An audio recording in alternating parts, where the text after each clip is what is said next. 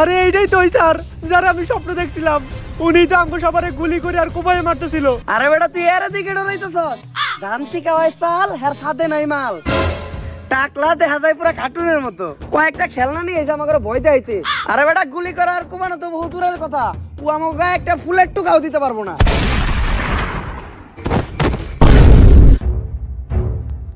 আর কারো কোনো সমস্যা? না স্যার, কোনো সমস্যা নাই। সমস্যা থাকলেও সমস্যা নাই, সমাধান আমার কাছে আছে। যেহেতু এখন পিটির পিরিয়ড, তাই আমি সবাই এখন পিটি করামু। আরামে দাঁড়াও। স্যার হইলো একটা সম্মানিত পারসন, তোরা স্যারের সামনে আরামে দাঁড়াইলি কে? আরামে দাঁড়াইলি কে? স্যারের সামনে আরামে দাঁড়ার সাহস হইলো কেন? সাহস হইলো কেন তোর? আরামে দাঁড়া স্যারের সামনে। শিক্ষক হইলো একজন সম্মানিত পারসন। স্যার আপনি তো কইলেন আরামে দাঁড়াও, তাই তো আমরা আরামে দাঁড়াইলাম। আমি যদি গু খাইতে কই তাহলে কি তোরা গু খাবি? না স্যার। খাবি না কে? স্যার হইলো পিতা সমতুল্য, আর পিতা যা কইব তাই হুনতে হইব। স্যার শিক্ষক তো পিতার সমতুল্য, আর পিতা তো মাঝে মাঝে খরচ করার লেগে টাকাও দেয়, তাই আপনিও যদি দিতেন। আর সন্তান যখন ভুল করে তখন তো পিতা মাতার মধ্যে জুতা দিও বাইরামু। লাগবো না স্যার। এইবার জাতীয় সঙ্গীতের পালা। যা তুই সামনে যা, বাংলাদেশের নতুন জাতীয় সঙ্গীত থাকে এখন না। বাংলাদেশের আবার নতুন জাতীয় সঙ্গীত কোনটা?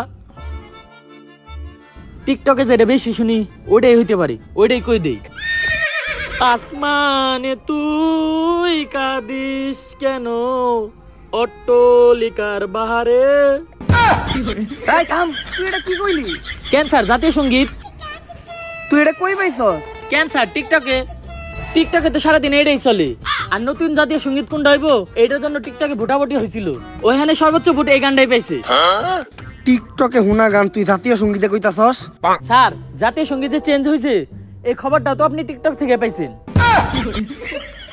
স্যার এর উপর কথা কত বেয়াদব। এটা কি স্যার নাকি রাজাকার? এইবার হইলো পরিষ্কার পরিচ্ছন্নতা চেক করার পালা।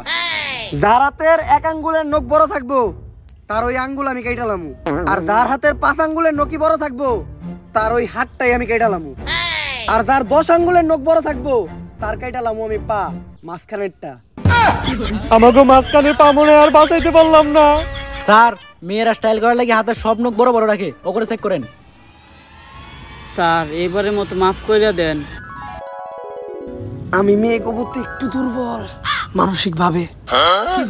আর মেয়েরা তো নখ বড় বড় রাখবই, কারণ মেয়েরা বাসার কাজ করে। ডিম চুলতে গেলে, পিয়াজ চুলতে গেলে মেয়েকে নখ ওই কাজে লাগে। কিন্তু তুই যে আমার সোনার টুকরা কোন নামে অপবাদ দিলি, তুই তোর নখ দেখা। স্যার আমার নখ একটাও নাই, এখন কি করবেন আপনি? এই যে এত বড় বড় নখ। বেল দিছে, ক্লাস শুরু হইব, সবাই ক্লাসে চল। জীবনের প্রথম মনে হয় ক্লাসের বেল পড়াতে এত খুশি হইলাম। এখন আমরা শিখবো রসায়ন। রসের ভিতর যদি পড়ে আয়রন তাহলেই হয় রসায়ন। আর রসায়নে একদম আমি এক্সপার্ট।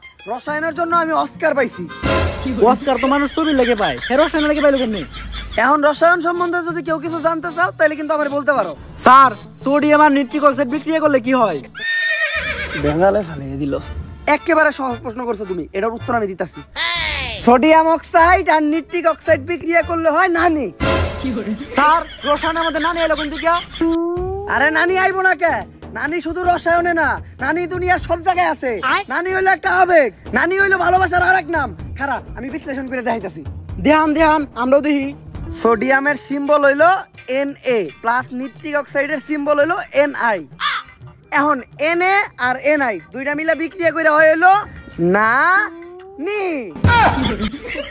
এখন বুঝলাম, রসায়নে অস্কার পাইলো কেমনি?